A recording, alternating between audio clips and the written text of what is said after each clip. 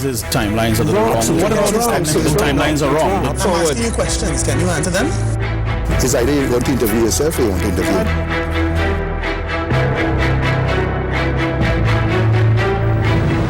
Hello and welcome. Thank you for staying with us. I'm Jabari Fraser. This is A Current Affair.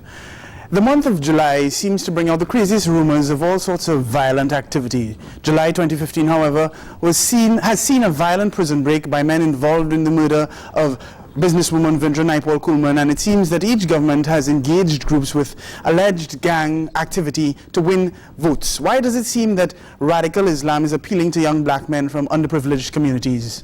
Is gang warfare in Chaguanas and other areas beginning to stretch wide enough to become a genuine concern nationwide? What approach should law enforcement and social services take to deal with the problems? On set to discuss these issues and talk about crime is criminologist, researcher, and author of some very interesting essays on books on the drug trade and organized gang activity and politics, Daurius Figueira. Good evening. Thanks for joining me.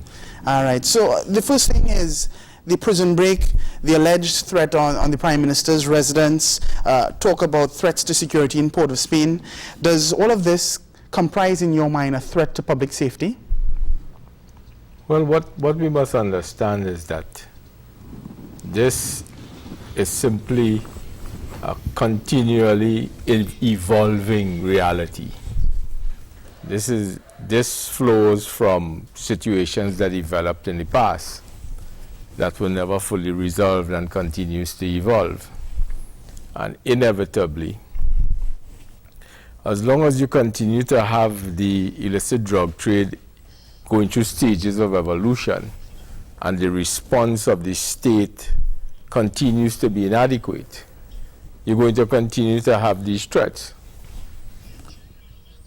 Radical Islam is in vogue now because of Islamic State.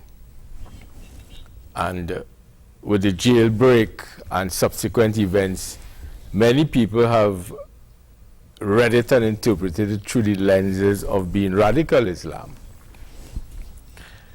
I hold a different perspective. How so? What is different about it?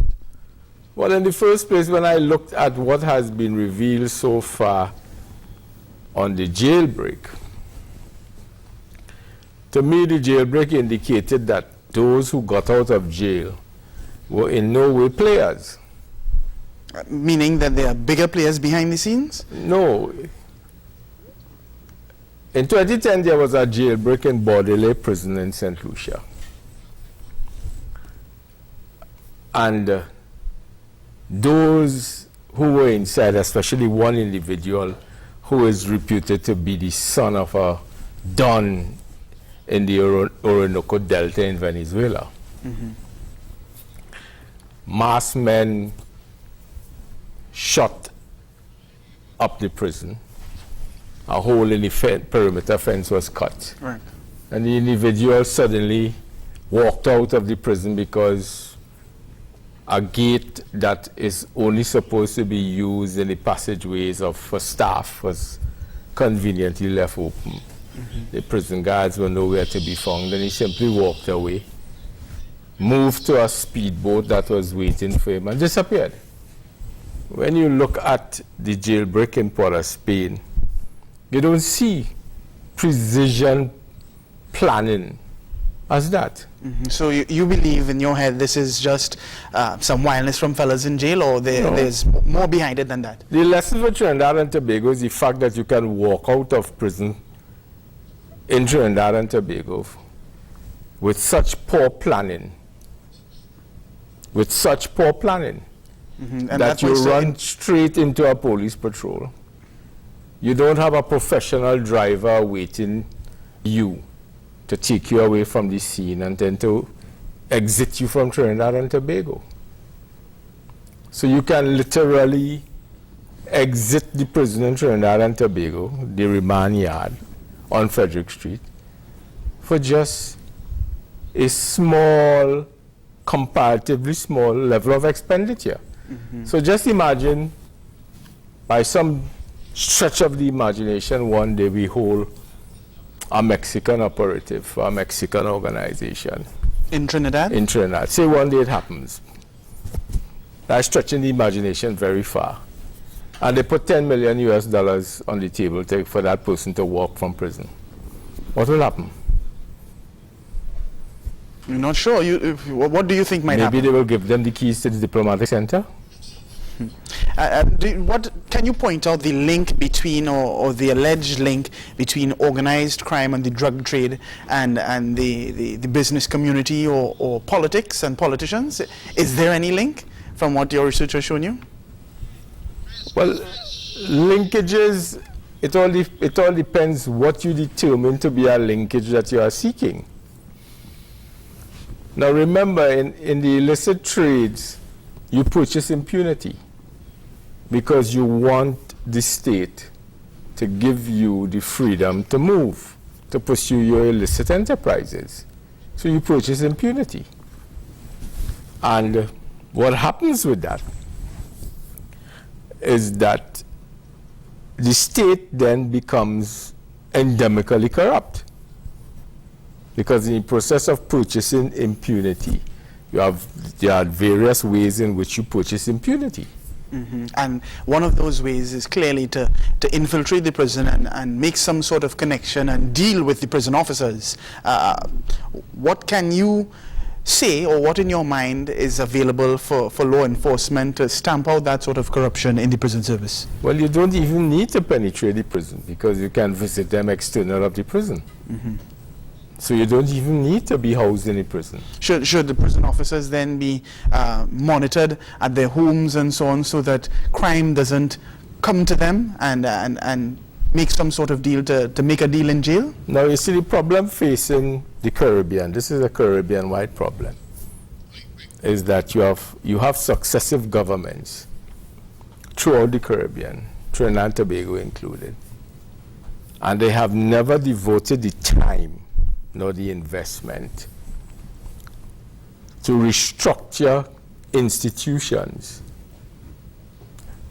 in order for them to respond to the evolving threats that emanate from the illicit trades of the Caribbean. Because there's not one illicit trade. There's a series of trades connected. Mm-hmm. Mr. Figueira, hold that thought. We're going to have to go for a quick commercial break. I understand that we might have former National Security Minister Gary Griffith on the line to join us as well. This is the Current Affairs. Stay tuned. So the timelines are wrong. I'm asking you questions. Can you answer them? His idea was 서은기, 잘 기억해. 이번엔 절대 잊어버리지 말고 잘 기억해. 이기는 척했어요. Like what you see? Well, you can catch more of The Innocent Man tomorrow at 2:30 p.m. in the TV6 soap block. I think he has his timelines a little wrong. So what about his timelines? So the timelines are wrong. I'm asking you questions. Can you Daurius Figueira, my guest this week, was making an interesting point about successive governments not dealing with the problem directly. Yes, so there are key institutions: police, prisons, customs and excise, immigration, that have to be constantly restructured in order to respond to the threats as they evolve. Mm-hmm. And one of the key structures that must be put into place is a means by which you review the personnel of these institutions, mm-hmm. seeking out those who are corrupt. Because they belong to institutions that are the targets for corruption. Mm-hmm. I understand that we have former National Security Minister Gary Griffith on the line. Good evening, Mr. Griffith. Are you hearing me? Yes, I am. Good evening to you. All right. Maybe you can point us to your thoughts on what can be done to solve this problem of impunity and corruption in the prison services and other protective services, and as it relates to the jailbreak and terrorism in general. Well, I did hear your opening comments. I think this government, and more so myself as Minister of National Security, showed exactly the priority that is required is having the political will not to negotiate with criminal elements. How we operated by shutting down live sport after the intelligence came to my attention, making sure that gangs do not get state contracts, which is what we have seen for years gone by previous administration. Would you say that you faced any sort of resistance for the position that you took in the live sport corruption scandal? Yes, I did, and also gangs getting state contracts. But that is something that you would expect. Many times, persons who are not versed in national security and security management, they will say, "Well, listen, if you have intelligence, why don't you just arrest those persons?" There's a difference between information, evidence, intelligence, and evidence. And as soon as you have intelligence, especially dealing with terrorist activities or any aspect with gang-related activity, you have to act and you have to put those systems in place. I listened to what Daniel said. And again, do you think that there are serious shortcomings? The Ministry of Defense to deal with those concerns that we have been seeing now. And again, when you have situations like customs being under the Ministry of Finance, that is madness.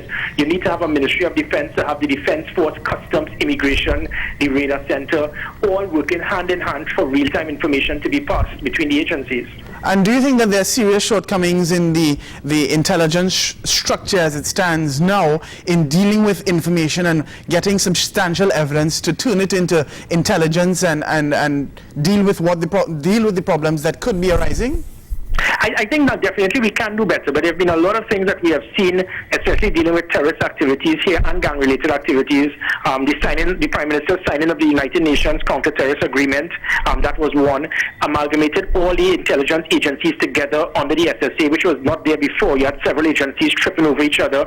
The implementation of the National Operations Center, getting real-time information to be passed between the agencies. But what is not happening is having it passed to the public. One of the things that terrorists do is to apart from inflicting damage in our country, it is also to cause fear.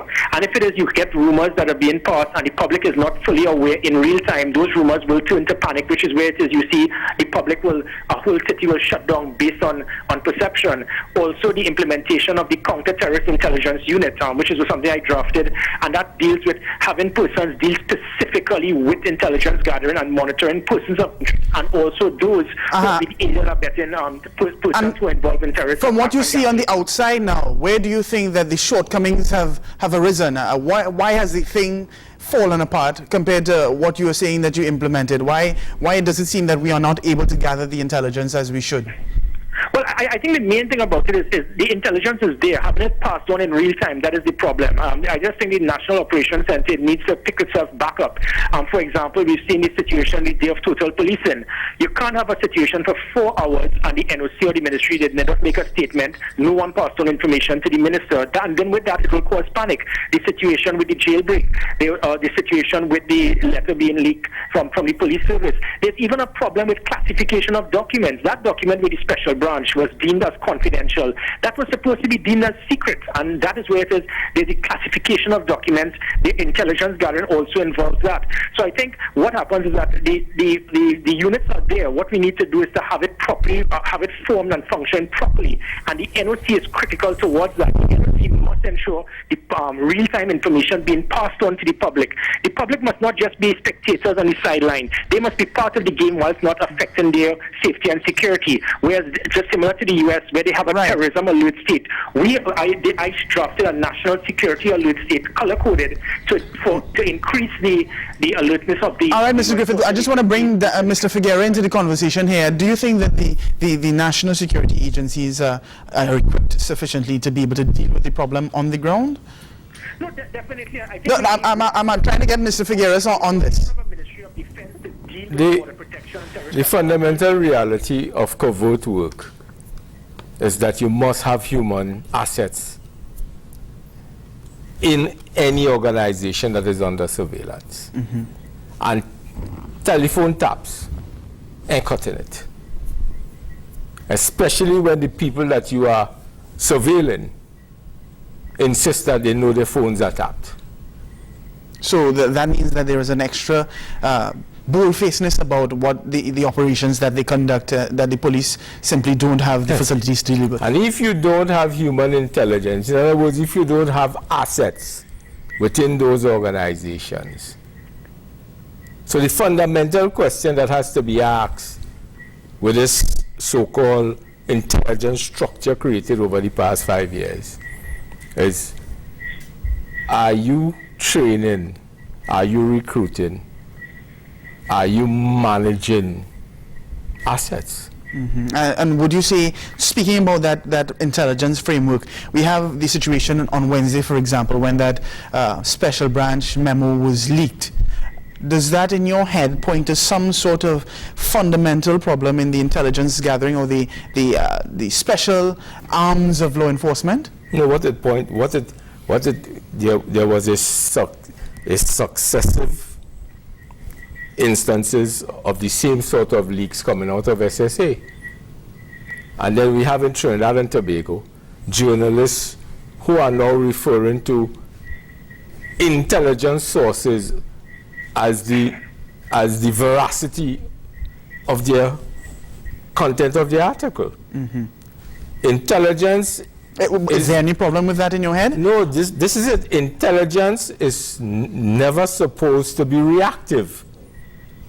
Intelligence is supposed to inform you of an action in train or being planned that enables you to intervene and preempt or to redefine and use in your favor. Is Mr. Griffith still on the line? That is intelligence. Yes, I am. Mr. Griffith, maybe something there that deals with intelligence and being proactive rather than reactive. Do you think that the powers that be, the security forces, should have picked up the problems in the live sport program long before they were? Well, it was. The intelligence was there over a year before live sport was actually shut down. And why was there no action at that point in time? Pardon? Why wasn't there action at that point in time?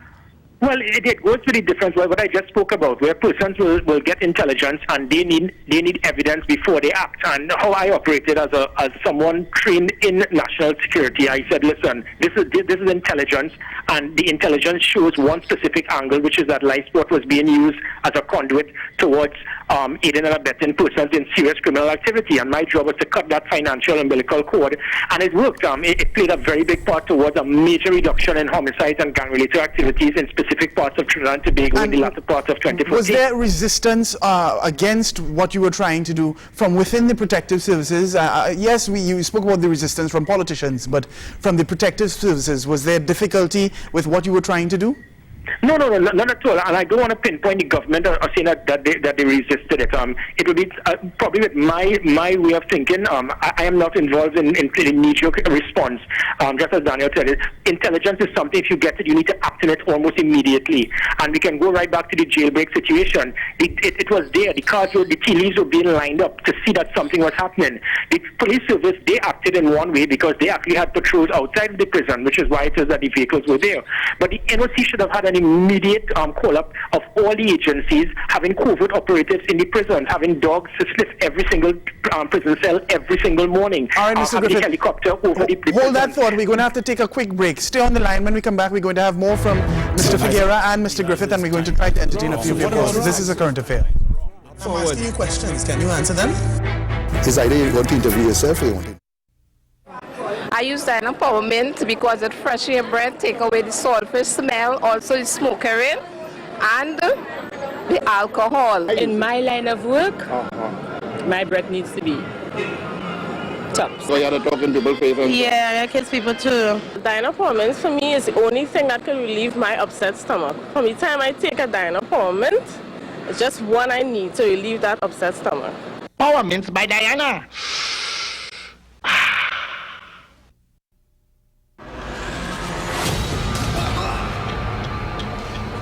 Freeze it right there.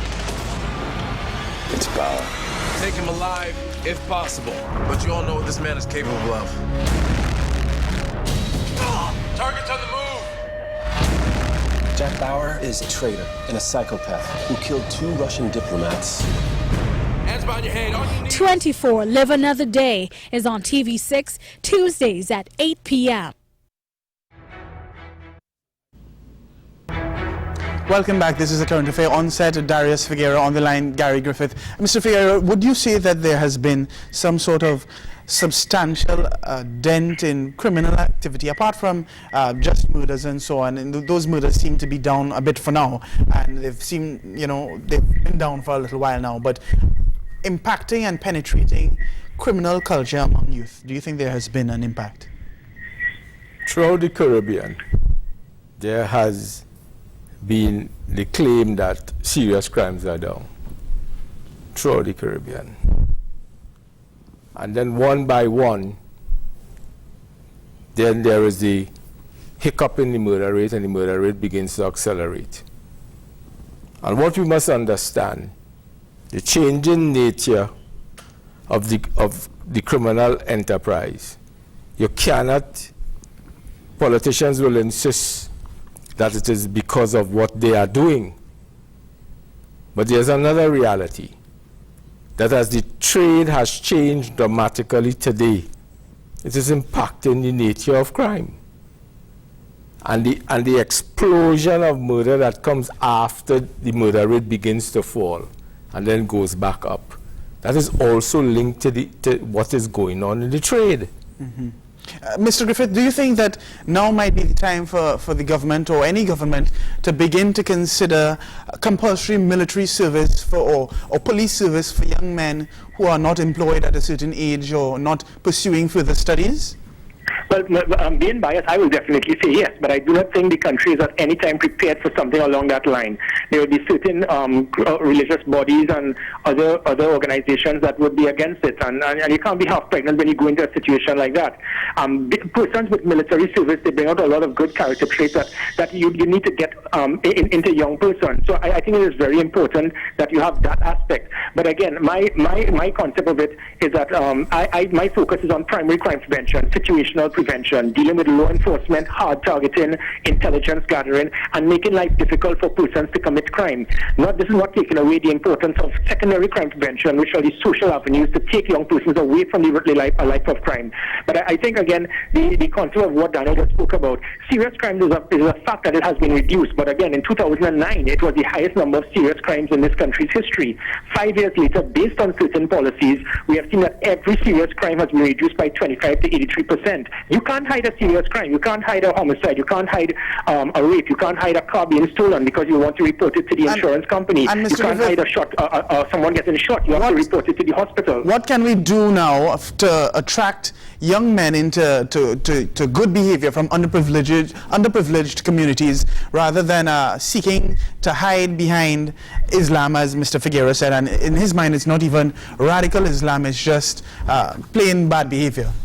Well, again, and that is why the concern now with intelligence gathering is no longer just putting a focus on persons of a certain religious background. What you're seeing now is because of ISIS, persons are being lured into ISIS because of the almighty dollar. So young persons from all over the world now, they are becoming foreign freedom terrorist fighters, FTFs. Over 30,000. Trinidad and Tobago is one of 70-odd countries that are involved in it now, with persons who have actually been lured. So the importance of intelligence is very critical to monitor all persons.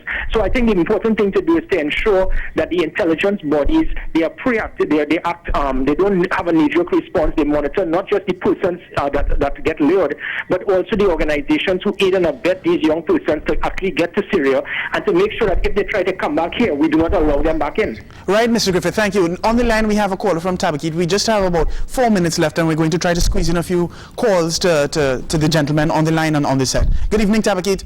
Good evening to you, Mr. Fraser. Good evening, go ahead. Good evening to your guest, Mr. Daurius Figueira.